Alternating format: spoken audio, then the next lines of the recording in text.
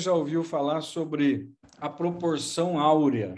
A proporção, a Sandra Semeghini, que é uma artista plástica incrível, né? Ela com certeza conhece disso em detalhes, talvez até saiba sobre a proporção áurea. E o que é a proporção áurea? Né? É alguma coisa que todo mundo vê, todo mundo sente, todo mundo participa, mas muita gente nem sabe o que é isso. Então, o que nós temos, por exemplo, esse número mágico, que é chamado razão áurea, ou número que multiplica, existe em tudo na natureza. Em todos os elementos existe esse número mágico, que é a bendita fórmula de Deus, entre aspas, né? Por exemplo, você vai ver na mão, eu tenho as medidas seguindo a fórmula mágica, essa razão, essa proporção. Os dedos estão em proporção, né? A falange, falangia, falangeta, metacarpo. Aí você pega o Nautilus, que é uma concha, né? Um marisco gigante, bonito, ele tem a proporção áurea. Você pega a flor, uma flor, por exemplo, quem gosta de alcachofra tem, todas as flores têm essa proporção áurea. E você pega isso na natureza e pega isso na música. Então, nós vamos falar sobre isso. Como é que esses números começaram? Isso começou em 1200, quando um italiano, que o apelido ficou de Fibonacci, mas o nome dele não é esse, ele conseguiu perceber que na natureza existia um fator multiplicador para crescimento. Então, tudo crescia multiplicando pelo número de Fibonacci, pela razão de Fibonacci. E isso funciona nas plantas, nas flores, num crescimento de uma árvore, tudo segue essa proporção áurea. Então, você pega um girassol, né? Exatamente o crescimento das pétalas internas do girassol segue a sequência dos números de Fibonacci.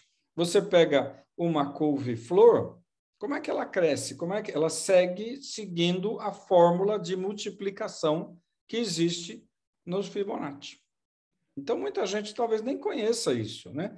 Mas, por exemplo, tudo, isso começou há 820 anos atrás, em 1200, se lá vai bolinha, na Itália, quando esse matemático italiano começou a perceber que tudo tinha uma proporção muito igual, uma multiplicação. O crescimento da flor, o crescimento da árvore, dos ramos de uma árvore, seguiam essa multiplicação que está nesse quadro aqui, que é a proporção divina, ou a razão de Fibonacci, né? Ou a proporção áurea. O que acontece? Todo crescimento, inclusive, por exemplo, de coelhos, a multiplicação de coelho, né? O nosso corpo humano, ele é todo baseado nessa razão, nessa proporção divina, e que começa exatamente desse jeito. Você pegar dois quadradinhos, número 1 e 1, ou seja, se eu pegar uma célula feminina e uma célula masculina, óvulo e espermatozoide, eu acabei de criar 2. Se eu somar 2 exatamente com o número anterior, eu tenho 3. Se eu somar o número 3 com exatamente o anterior, que era 2, eu tenho 5. Se eu pegar 5 e somar com o número anterior, 5 mais o anterior era 3, eu tenho 8. Se eu pegar 8 e somar exatamente com o anterior, eu tenho 13. E aí você tem uma explosão geométrica. É matemática pura isso. É assim que uma flor se cresce, uma flor explode. E aí o que acontece? Essa frequência, esse número mágico, que é chamado de Φ, né, ou Pi, ele é o número que é multiplicado para crescer e ter o número de sequência de Fibonacci, que é o número 1.6. Esse número é mágico, ele está em tudo na natureza. Aí como é que a gente descobriu isso? Como é que esse cara, em 1200, conseguiu perceber isso vendo a natureza e vendo os animais?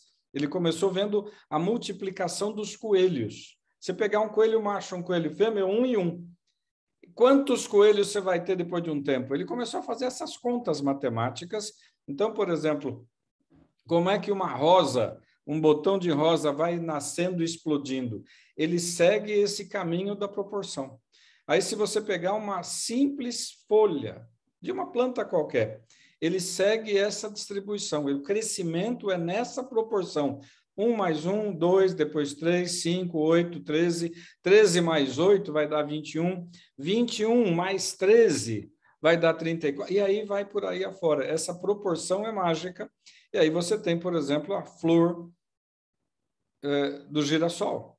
Mas isso vale para todos, como eu falei, para alcachofra, né? Como para uma flor de maracujá, todas têm a mesma sequência matemática na proliferação de pétalas.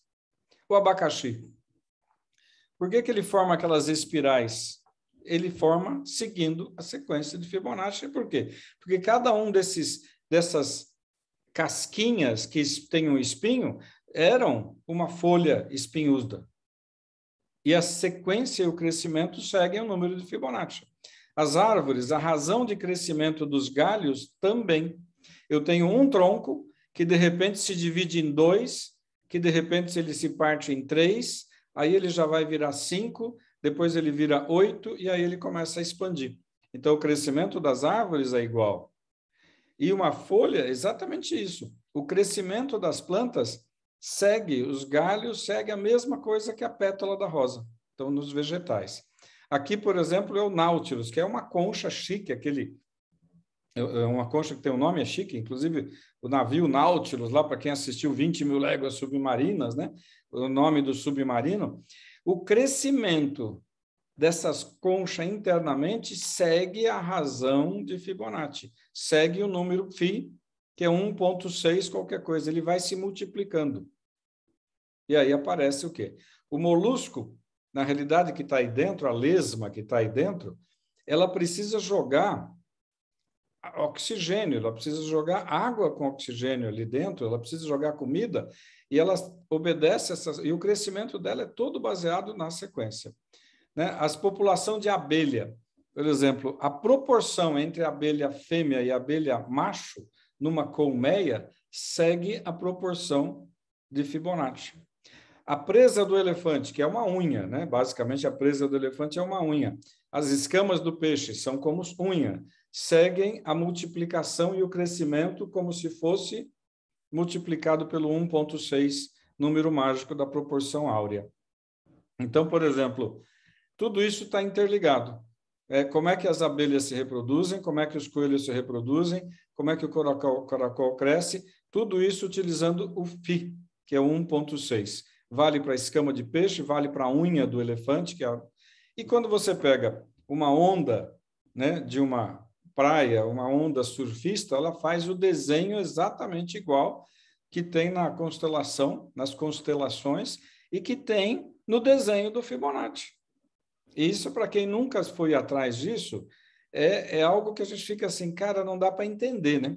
Nas espirais das galáxias, nos furacões, nas ondas, nos átomos, o comportamento do átomo também é assim, na refração do som, tudo segue esse mesmo desenho espiral que é progressivo e geométrico.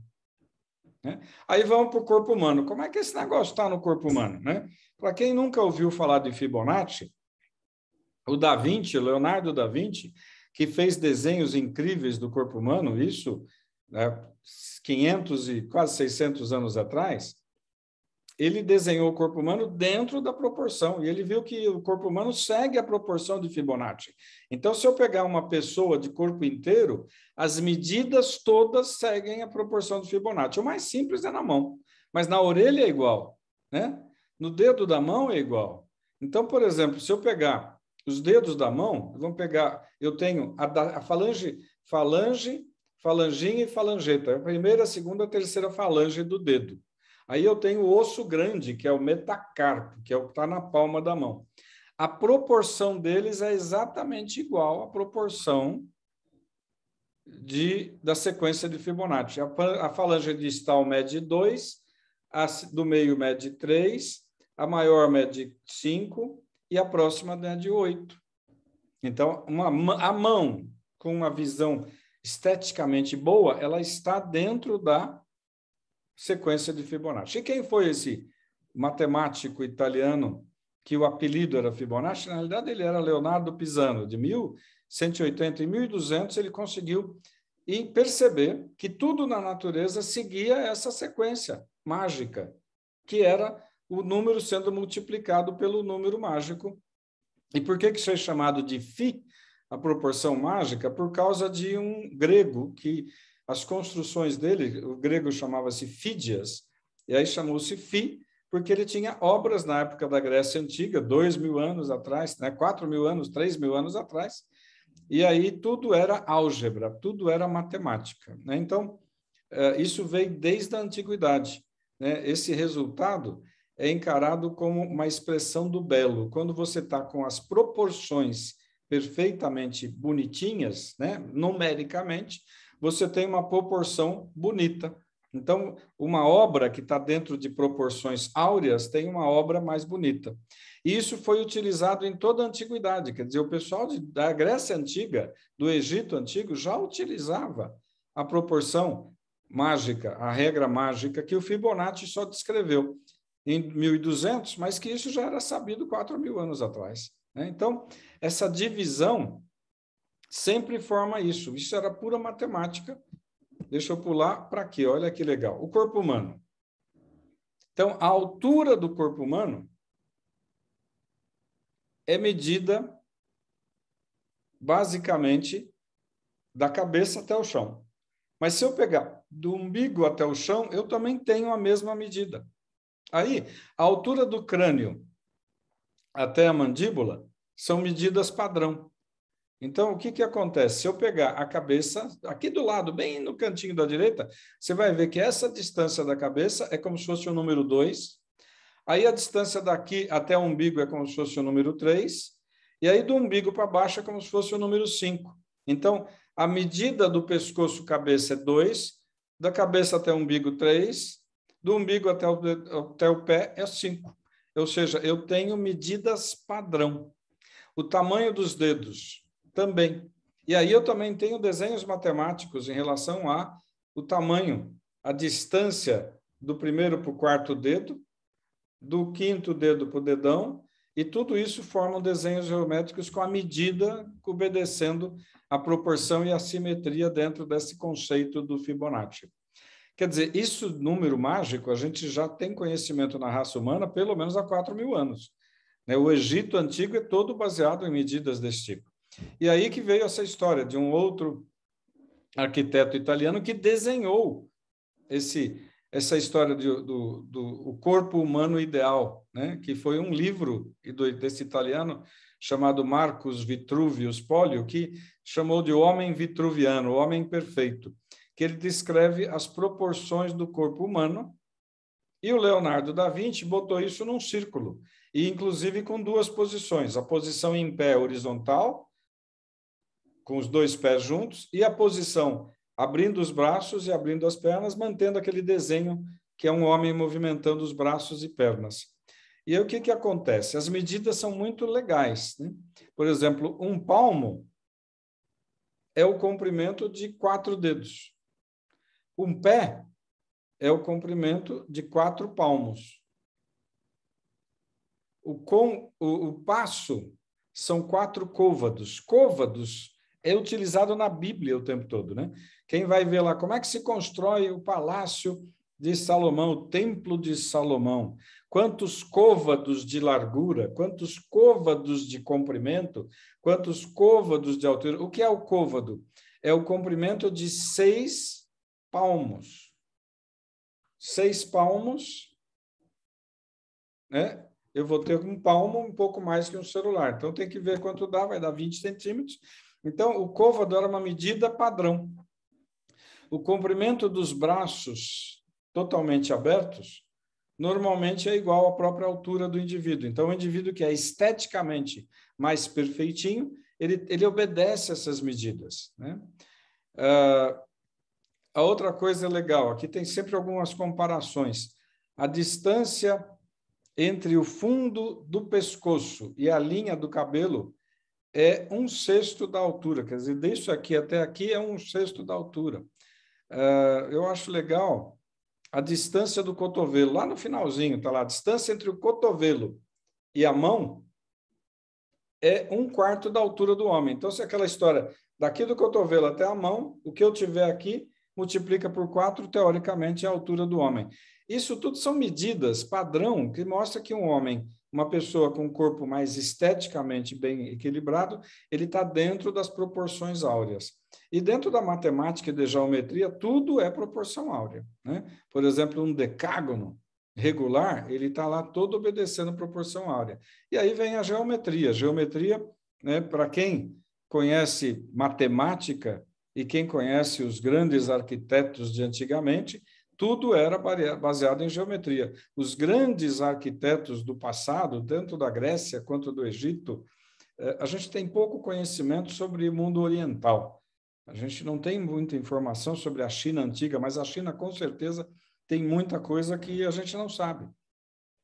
Mas se a gente pegar a Grécia, Roma e o Oriente Médio, né, tanto o Egito quanto Israel, quanto a Mesopotâmia, tudo está baseado nas figuras geométricas que seguem o padrão que Pitágoras escreveu há 3.000 e poucos anos atrás e seguem o pentagrama, né? O pentagrama, que é um desenho que todo mundo conhece, ele traça medidas perfeitas e também serve como modelo de padrão.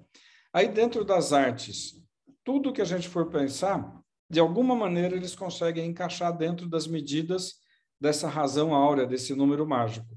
Então, por exemplo, a Mona Lisa cai nesse encaixe perfeito, né? As obras de arte, muitas delas, né, inclusive a Santa Ceia, ela está toda distribuída seguindo padrões matematicamente colocados. E isso permite o quê? Uma visão melhor, assim, parece que agrada mais a visão, agrada mais às pessoas, quando você tem uma obra de arte seguindo sequências matematicamente definidas pela proporção áurea, que muitos chamam de, né, do número divino. Então, nas artes, a Mona Lisa do Leonardo da Vinci tem toda essa proporção áurea nas relações entre tronco e cabeça.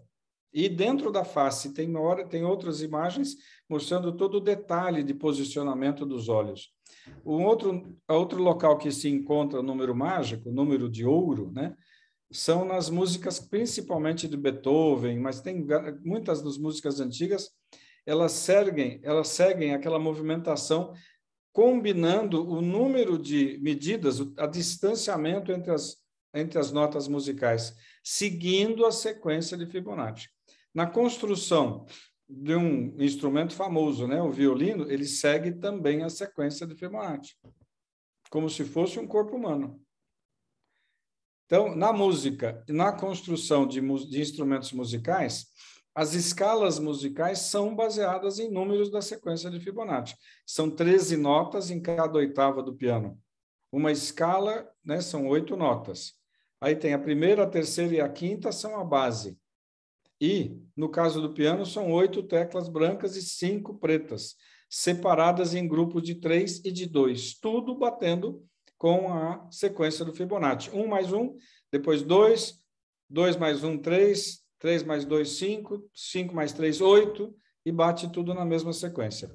Na arquitetura, lá na Grécia Antiga, mesma distribuição, né? Todos encaixadinho como se fossem seguindo uma sequência de quadrados. Basicamente, é uma soma de quadrados. A Grécia Antiga é toda baseada em quadrados. Toda a construção arquitetônica deles está baseada nesses quadrados. A Catedral de Notre Dame, que começou a ser feita, né, 800 anos atrás, agora está numa reforma gigantesca depois do incêndio, também. Obras mais recentes também têm na arquitetura o projeto definido como Fibonacci. A maçã, por exemplo, é legal, porque ela tem... Por que a Apple escolheu a maçã? E se a gente for colocar, o desenho é todo matematicamente construído em cima da proporção áurea que Fibonacci publicou no ano 1200. Então, do lado esquerdo tem o que é a proporção áurea, 1, 2, 3, 5, 8, 13, a maçã colocada no centro, e aí, definindo-se os desenhos, a gente vê por que surgiu a posição da maçã, a mordida da maçã e a folha da maçã. Por isso que a Apple é o que é a Apple, não sei. A outra coisa que os fotógrafos usam muito é a regra dos 3/3 para transformar a foto em uma foto mais agradável. Então, tudo que obedece à sequência de Fibonacci, tudo que obedece esses quadrados mágicos, eles se tornam mais agradáveis visualmente, são mais equilibrados esteticamente. Então, quando a gente vai fazer uma foto na horizontal, se a gente dividir, que nem o jogo da velha, essa imagem, e se eu colocar o objeto mais importante nos pontos, não no centro, nos pontos. Então, por exemplo, esse jogo da velha tem 4 pontos, 4 bolotas azuis aqui embaixo. Se eu colocar o objeto que eu quero valorizar exatamente pegando 2 pontos, eu transformo aquela imagem fotográfica numa imagem mais agradável, como aparece desse farol, como aparece nessa moça e como aparece aqui, por exemplo. Esse indivíduo está numa posição exatamente obedecendo os pontos mágicos do cruzamento daquilo que a gente colocou como a regra dos 3/3. Divide um jogo da velha, os pontos de cruzamento central, você coloca o objeto que você está querendo valorizar. E aí a gente tem um monte de fotos seguindo a mesma categorização, seguindo a distribuição de Fibonacci ou a proporção áurea. Você vê, são fotos bonitas que obedecem todas o mesmo desenho do Nautilus ou da folha crescendo ou da folha de samambaia. Eu não coloquei, a folha de samambaia também faz o mesmo crescimento seguindo a proporção mágica. Um iPhone, ele também está exatamente dentro de um desenho de medidas da folha de Fibonacci, né? Os dentes, eles seguem a mesma sequência. 1 mais 1 já vira 2. Então, o tamanho dos dentes seguem também a mesma proporção. É óbvio que ele não vai ao infinito, mas ele para e depois ele recua. Então, eu tenho dentes de tamanho 1, 2, aí já chega na medida que tem ali. Então, você vê como é bonito a gente descobrir que a nossa natureza humana, natureza vegetal, a natureza mundial, tudo está definido matematicamente por algum Deus, que a gente nem tem muito acesso a tudo, mas, obviamente, a gente não pode hoje entender por que o mundo moderno avacalhou com a frequência, com a sequência de Fibonacci, avacalhou com o corpo humano belo de Leonardo da Vinci, e hoje nós temos esse desenho que é o homem mal formado, não é mais bem formado. A gente está ficando feinho, gordinho, sem saúde, mas eu espero que tenha sido diferente a colocação para a gente falar sobre o que é essa coisa mágica que eu chamei de, vamos colocar a primeira foto aqui, a razão áurea, né, que é o número mágico. Eu achei muito legal porque é uma coisa que fazia tempo que eu não comentava e está em tudo. Está em tudo. O pessoal da cirurgia plástica, os bons professores da cirurgia plástica, eles seguem essa proporção áurea para poder corrigir esteticamente o rosto das pessoas. E quem mexe com escultura é o contrário. Aí tem que me dar uma aula, porque com certeza tem toda essa proporção mágica do corpo humano. Mas eu achei diferente, falei, deixa eu colocar alguma coisa nova, faz parte da matemática do mundo, mas que ninguém entende. Por isso que a gente, em algumas áreas, não chama... Deus é chamado de God ou de G, que é o grande geômetra, o grande arquiteto do universo, mas tudo está baseado em matemática e geometria. Diferente. Espero que vocês possam... Eu não sei se eu vou conseguir ouvir vocês, eu não estou ouvindo, mas vocês podem fazer perguntas no chat e eu vejo, tá bom? Deixa eu ver o chat aqui, onde é que está?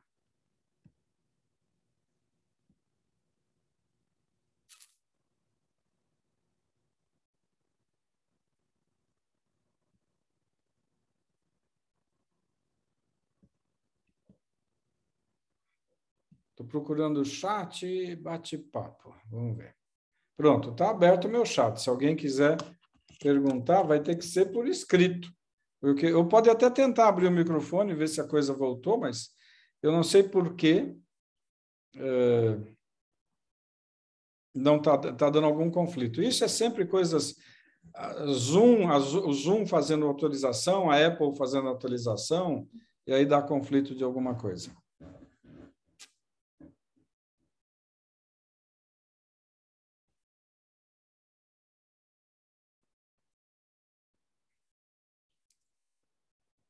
Ângela está falando muito bom, ótima aula, diferente, né? Tudo bem que podia ser um matemático dando essa aula, ele ia falar muito mais sobre isso. A Sandra, parabéns, desperta cada vez esta observação divina, é isso aí. Mas você vê que tudo tem uma mágica, a mágica do mundo a gente não conhece. Mas para finalizar, eu vou fazer um comentário que eu de vez em quando lembro. A internet, hoje, a gente consegue conversar aqui e a internet usa 2 dígitos. 1 mais 1. Né? Usa 0 e 1. É o 0 e 1. São 2 dígitos. Por isso que chama mundo digital, porque é 0 e 1. E com o 0 e 1, a gente consegue fazer tudo isso que nós estamos fazendo.